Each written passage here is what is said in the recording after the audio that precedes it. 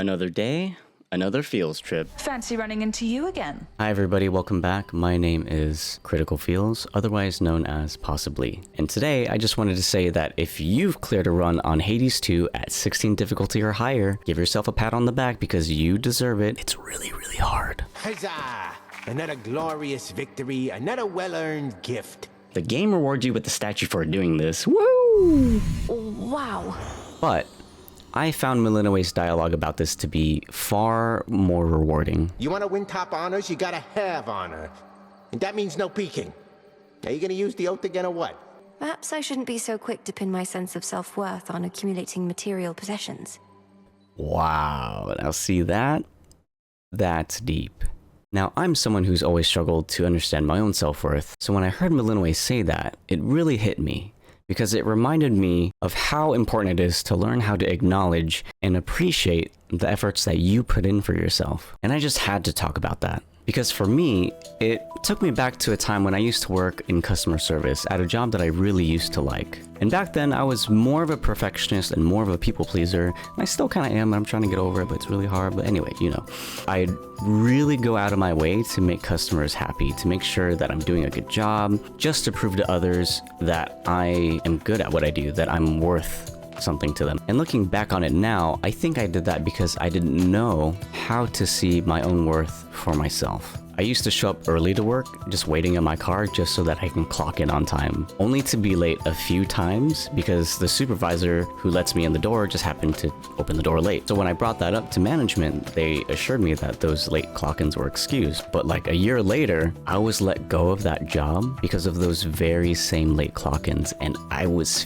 furious. I spiraled because I didn't really understand that the reasoning behind me being let go had nothing to do with my job performance. Like, I really started to feel terrible, believing that I wasn't good enough, that maybe I wasn't performing well enough in my job, maybe I didn't sell enough credit cards. I felt like I knew deep down I wasn't the best employee, I wasn't the most perfect employee, but then a few weeks later, I found out that the manager who let me go happened to be fired due to shady management. And so when I heard about that, I did feel a little bit better about myself. But I still couldn't help but feel a little bad for being let go, despite how hard I actually worked at that job. And that's why this dialogue in Hades 2 hits me so hard, because it reminded me of how, for so long, I somehow seem to have tied my self-worth to my work. Have you ever felt like no matter how much you achieve, it's never enough? Like if you're not constantly working, creating, or getting validation, you start questioning your worth? Because I feel like that's exactly what Melinoe is expressing here. Commander, I'm rather at a loss for words, I think. Though I am honored, truly. Oh, you better be. You got any idea what I mean, the fates must have gone through to put these things together. But Knight's Champion deserves only the best. Which is that last one you haven't seen just yet. My mind reels at the thought of a sculpture in excess of those. It's covered in knight's drapery. What's to stop me from merely taking a look? Apparently you've already seen it. Sounds like you might not be Knight's Champion after all, suggesting underhanded tactics such as that.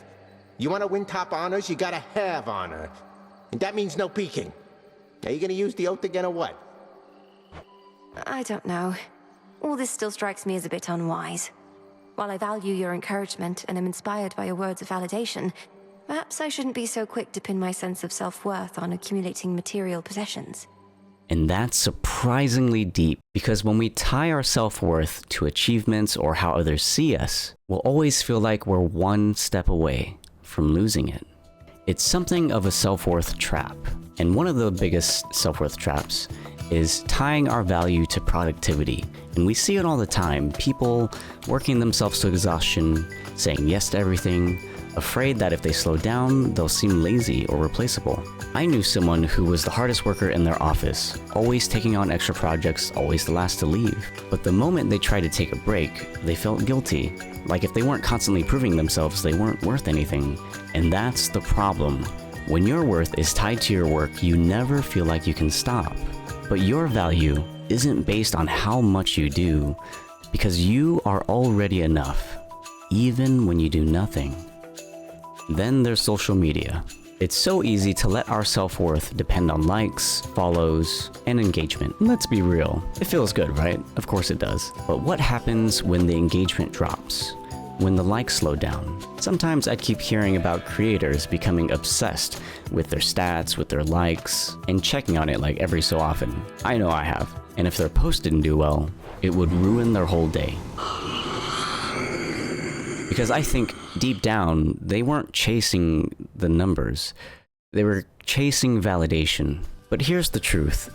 Your worth doesn't go up or down based on how many people approve of you. The more you chase external validation, the further you get from believing in yourself. And then there's perfectionism. The belief that if we get everything right, we'll finally feel worthy. But perfectionism isn't about high standards. It's about fear. Fear of failure. Fear of judgment. Fear of not being good enough. I'm sure there are other people out there like me who never realize their creative work because they're afraid it's just not perfect. Like for me, I will often rewrite, overthink, and delay. Because if I put something out there and it's not flawless, it feels like I'm not good enough. But I've come to realize that perfectionism is something like a moving target. No amount of achievement, validation, or getting it right will ever feel like enough if you don't already believe in yourself. It will never feel like enough if you don't already believe in yourself, yeah. And that's exactly why Melinoe's dialogue is so powerful. Because she stops and questions something most of us don't. Why am I chasing this? What does this really mean? It's not about rejecting achievements. Achievements are great. Recognition is great. But the second you start believing that your worth depends on them, you become trapped. Melinoe is aware that her worth doesn't come from statues. And in the same way, your worth doesn't come from your job, your social media, or how perfect you are. Your worth is already there, whether you prove it to anyone or not. I think it comes down to taking the time to see your own strengths, to acknowledge and see your own skills, to see how kind you are, or even how hardworking you are, even when no one else acknowledges it. To me, that's what it truly means, to be able to both see and accept your own true worth. And that's deep. That is beautiful. So ask yourself, have you been tying your self-worth to something external? And what would it feel like to know that you're enough, no matter what?